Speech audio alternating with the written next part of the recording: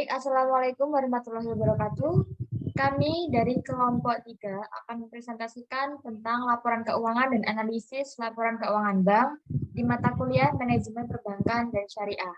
Anggota kelompok kami yang terdiri dari Retno Diah Pangestu, NIM 20101020, yang kedua Dwi Jaga Pradana dengan NIM 201034, yang ketiga saya sendiri Hanaulan Agusta NIM 20138, yang keempat Mayang Damayanti dengan NIM 20142, dan yang terakhir yaitu Nur Alvinda dengan NIM 20176.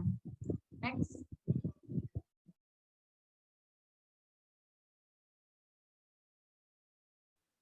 Materi yang pertama yaitu pengertian laporan keuangan. Secara umum, laporan keuangan adalah laporan yang berisi pencatatan uang dan transaksi yang terjadi dalam bisnis, baik transaksi pembelian maupun penjualan dan transaksi lainnya yang memiliki nilai ekonomi dan moneter. Biasanya laporan ini dibuat dalam periode tertentu. Penentuannya ditentukan oleh kebijakan perusahaan apakah dibuat setiap bulan atau setiap tahun sekali.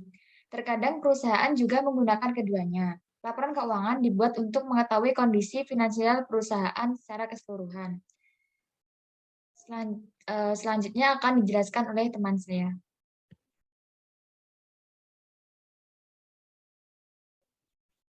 Selanjutnya, pengertian analisis laporan keuangan. Analisis laporan keuangan bank adalah ukuran yang digunakan untuk mengetahui kondisi keuangan bank yang dilihat dari laporan keuangan dan disajikan oleh bank secara periodik. Pengolahan laporan keuangan dibuat sesuai dengan standar yang telah ditetapkan. Analisis yang digunakan dalam hal ini menggunakan rasio-rasio keuangan sesuai dengan standar yang berlaku. Ada beberapa definisi analisis laporan keuangan menurut para ahli sebagai berikut. Yang pertama, menurut Harjito dan Martono, analisis laporan keuangan merupakan yang melibatkan neraca dan laba rugi. Yang kedua, menurut Harahap, analisis laporan keuangan berarti menguraikan pos-pos laporan keuangan menjadi unit informasi yang lebih kecil dan melihat hubungannya yang bersifat signifikan atau yang mempunyai makna antara satu dengan yang lain, baik antara data kuantitatif maupun non-kuantitatif, dengan tujuan untuk mengetahui kondisi keuangan lebih dalam yang sangat penting dalam proses menghasilkan keputusan yang tepat. Selanjutnya, jenis laporan keuangan bank. Bank komersial, baik bank umum atau bank perkreditan rakyat atau BPR, diwajibkan memberikan laporan keuangan setiap periode tertentu. Ada 3 jenis laporan keuangan bank, yakni laporan keuangan bulanan, laporan keuangan triwulan, laporan keuangan tahunan. Selanjutnya akan dijelaskan oleh teman saya. Baik, selanjutnya yaitu manfaat analisis laporan keuangan bank. Beberapa manfaat yang bisa dirasakan dari adanya analisis laporan keuangan pada suatu bank adalah sebagai berikut. 1. Perkiraan terhadap hasil dan kondisi keuangan bank. 2. Diagnosis terhadap masalah manajerial, operasional, dan masalah lainnya. 3. Mengurangi ketidakpastian yang sulit dihindari dan sering ditemui dalam proses pengambilan keputusan. 4. Pertimbangan awal dalam pemilihan investasi. Dan 5. Mengukur tingkat keberhasilan manajemen bank. Metode analisis keuangan. Terdapat 2 macam metode analisis laporan keuangan yang biasa dipakai, yaitu sebagai berikut. Yang pertama, analisis vertikal atau statis merupakan analisis yang dilakukan terhadap hanya satu periode laporan keuangan saja. Informasi yang diperoleh hanya untuk satu periode saja dan tidak diketahui perkembangan perusahaan dari periode ke periode. Yang kedua, analisis horizontal atau dinamis merupakan analisis yang dilakukan dengan membandingkan laporan keuangan untuk beberapa periode. Dari hasil analisis ini akan terlihat perkembangan perusahaan dari periode yang satu ke periode yang lain.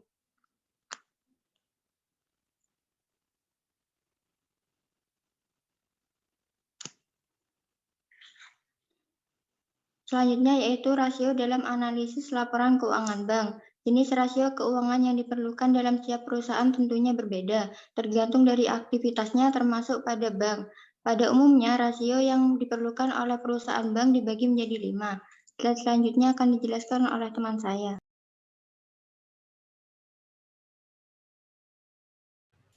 Baik, terima kasih atas waktunya. Untuk pembagian 5 rasio tersebut, yang pertama yaitu rasio likuiditas. Rasio likuiditas, liquidity atau rasio adalah rasio yang digunakan untuk mengetahui kemampuan bank dalam memenuhi kewajiban jangka pendeknya atau kewajiban yang sudah jatuh tempo. Salah satu macam dari rasio likuiditas adalah LDR, loan to deposit ratio. LDR merupakan rasio antara kredit dengan dana pihak ketiga. Semakin tinggi rasio ini, maka akan memberikan indikasi rendahnya kemampuan likuiditas bank yang bersangkutan. Hal ini disebabkan karena jumlah dana yang diperlukan untuk membiayai kredit semakin besar. Ketentuan Bank Indonesia mengenai maksimal LDR adalah sebesar 110%. Yang kedua yaitu rasio rentabilitas. Rasio rentabilitas gunanya untuk mengukur tingkat efisiensi usaha profitabilitas yang dicapai bank. Rasio ini dapat digunakan untuk mengukur salah satu aspek kesehatan bank. Salah satu macam dari rasio rentabilitas atau ROA, Return on Asset. ROA adalah rasio yang digunakan untuk mengetahui kemampuan bank dalam menghasilkan keuntungan secara relatif dibandingkan dengan total asetnya. Rasio ini sangat penting, mengingat keuntungan yang memadai diperlukan untuk mempertahankan sumber-sumber modal bank. Selanjutnya,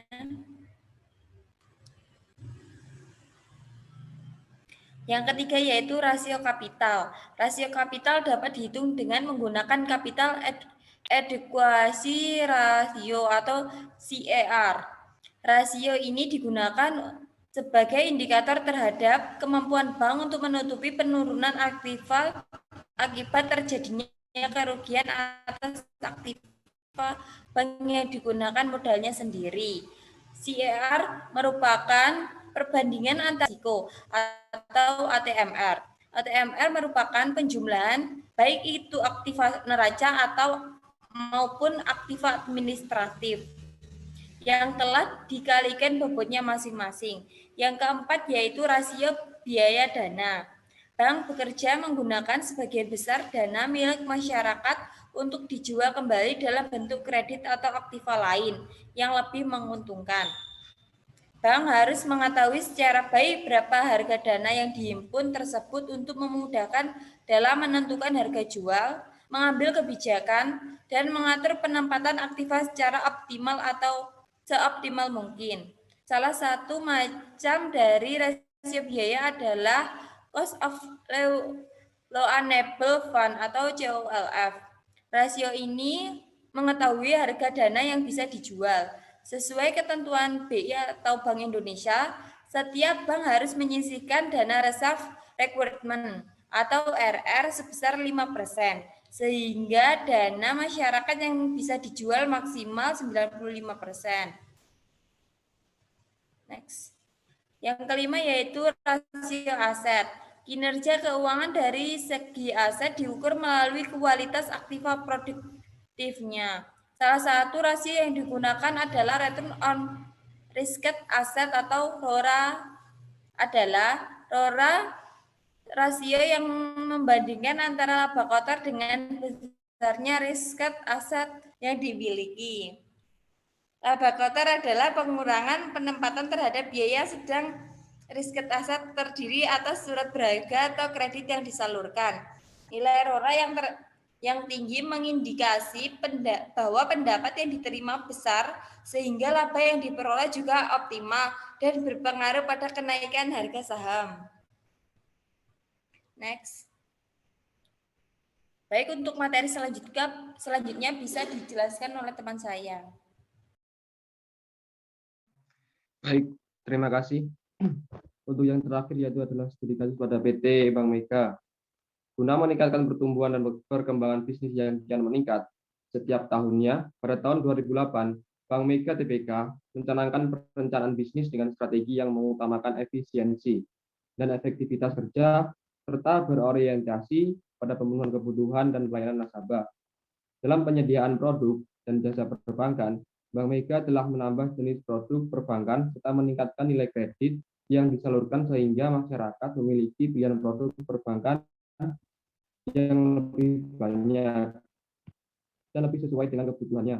Ke depan, kredit UMKM telah dicanangkan untuk menjadi penyumbang terbesar bagi pertumbuhan penyaluran kredit Bank Mega, khususnya di tahun 2009. Untuk mengetahui kesehatan dalam suatu bank, diperlukan adanya analisis dan analisa tersebut menggunakan alat analisis atau alat ukur yang sesuai dengan kondisi bank tersebut. Dari tahun ke tahun, kondisi kesehatan bank selalu berubah dengan analisis berikut. Dapat diketahui titik kelemahan Bank Mega dari tahun ke tahun dan di mana bagian kelemahan itu perlu diadakan perbaikan. Lanjut.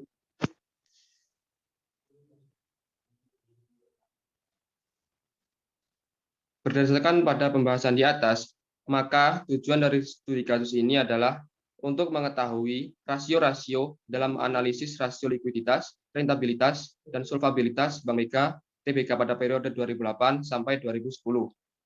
Bisa dilihat dalam neraca konsolidasi PT Bank Mega per 31 Desember 2008, 2009, dan 2010. Bahwa keterangan tersebut menunjukkan total aktiva keseluruhan hingga laba bersih yang diraih oleh Bank Mega sendiri. Next.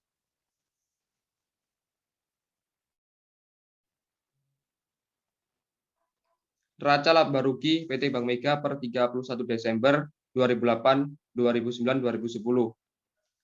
Laba bersih yang diuntungkan pada Bank Mega sendiri pada 2008 yaitu senilai 152, sedangkan 2009 senilai 521 dan 2010 senilai 502. Next. Rasio likuiditas. Hasil dari rasio likuiditas yaitu 2008 42,70%, 2009 46,74%, dan 2010 64,67%, sehingga mengalami peningkatan. Rasio rentabilitas hasilnya ROA pada 2008 0,88%, 2009 2,33%, 2010 1,98%. ROE 2008 9,10%, 2009 25,52%, dan 2010 adalah 20,04%. Yang terakhir adalah net profit margin. Pada 2008, net profit margin senilai 3,46%, sedangkan 2009 senilai 5,6%, dan 2010 senilai 5,44%. Next. Rasio solvabilitas. Hasil dari rasio solvabilitas sendiri adalah pada 2008 senilai 15,73%, 2009 11,84%, dan 2010 16,9%. Dari data-data yang sudah dihasilkan di atas, maka dapat ditarik kesimpulan bahwa A. Rasio likuiditas. Dari hasil analisis bahwa rasio likuiditas bank selama 3 tahun dalam keadaan sehat karena di bawah batas maksimum yaitu 85%. Rasio rentabilitas. Rentabilitas bank dari tahun 2008 sampai tahun 2010 rata-rata dalam kondisi yang sehat dan dikatakan baik. C. Rasio solvabilitas. Kondisi permodalan pada bank selama 3 tahun berada dalam kondisi yang cukup baik, di mana posisi KAR selama keseluruhan berada sedikit di atas atau sesuai dengan ketentuan Bank Indonesia.